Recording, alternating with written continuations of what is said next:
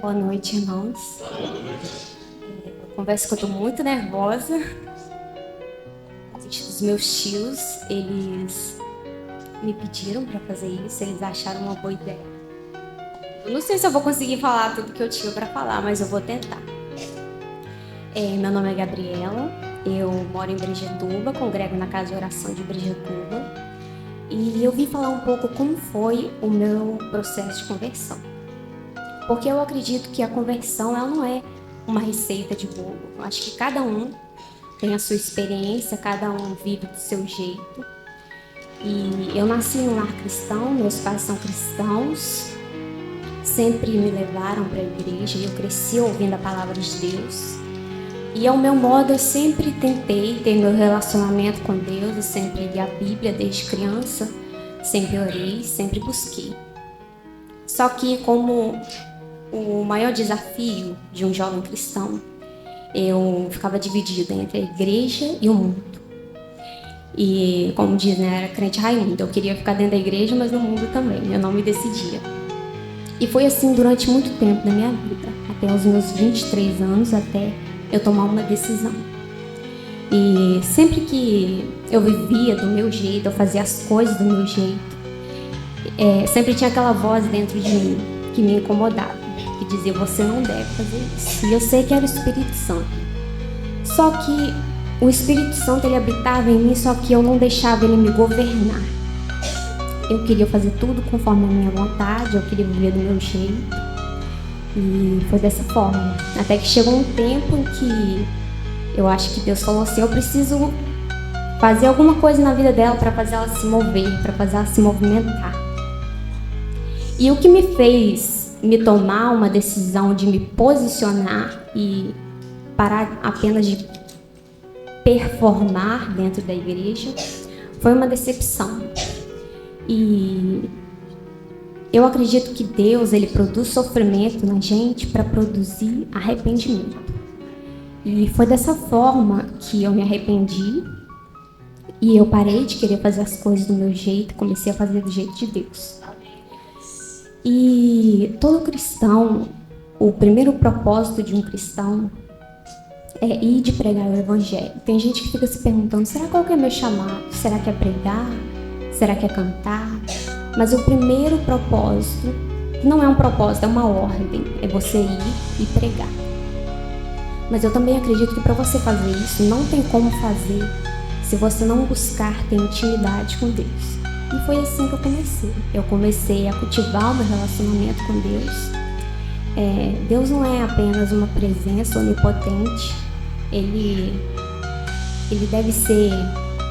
A gente deve ter um relacionamento com Ele. Não tem como conhecer Deus se você mesmo não fizer isso. E eu lembro que quando eu fiz 1 ano de batismo, eu postei um vídeo no meu Instagram.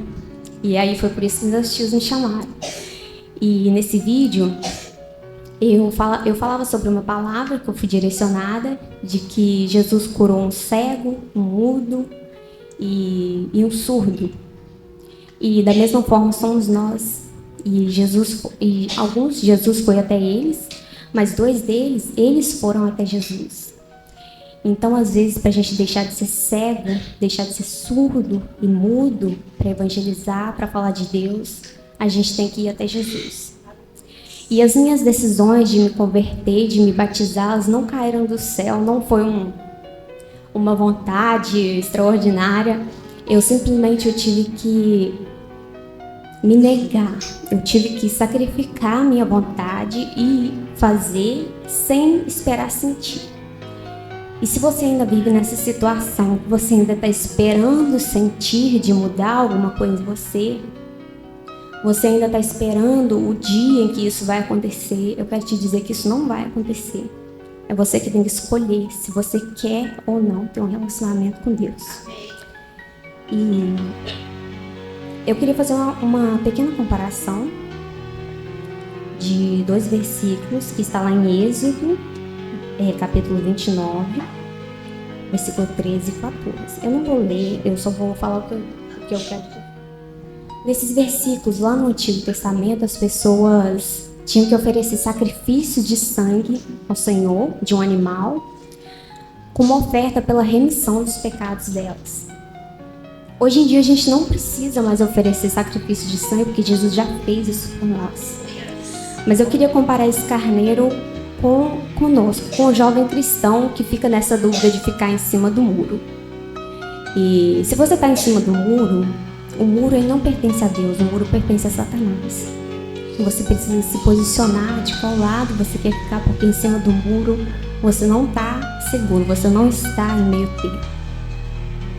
E esse carneiro, existia o átrio, que era o lado externo, e o santo dos santos, que era o lado interno.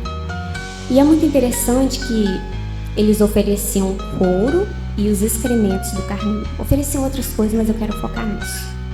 O couro, quando eu penso em couro, é algo superficial. O couro é glamouroso, o couro custa dinheiro. Então, na minha visão humana, se eu tivesse que fazer sacrifícios hoje ao Senhor, para oferecer ao Senhor, eu ofereceria o couro, a carne. Mas naquela época o Senhor ele não pedia isso, ele pedia os excrementos, as vísceras. Todo mundo tem nojo de vísceras, né? Se você abrir um porco aqui, um boi, todo mundo vai ficar com nojo do fígado, do intestino. E eu comparo isso a nós. O Senhor, ele não está interessado no seu couro. Ele não está interessado no seu superficial. O Senhor, ele quer as suas vísceras. Tô muito nervosa, gente. O Senhor, ele quer aquilo que todo mundo sente nojo em você, que você mesmo sente nojo. Ele quer aquilo que ninguém vê. O Senhor, ele não está interessado na sua performance aqui dentro da igreja. Porque às vezes a gente é uma pessoa aqui dentro e quando sai por aquela porta é outra. E eu não estou falando só de jovens, né? Muitos irmãos também que vivem essa vida, né? Essa máscara, essa dupla faceta. E que nós possamos ser, e foi isso que eu fiz quando eu escolhi oferecer ao Senhor as minhas vísceras, tudo que eu tinha de pior. E parei de querer oferecer apenas uma performance, apenas o que as pessoas admiravam, o que achavam de bom em mim. Porque o que nós temos de bom nem pertence a nós, foi o Senhor quem nos deu. E é isso, eu passei a querer Deus o dia que eu deixei de querer a mim mesma e me entreguei a Ele. Amém.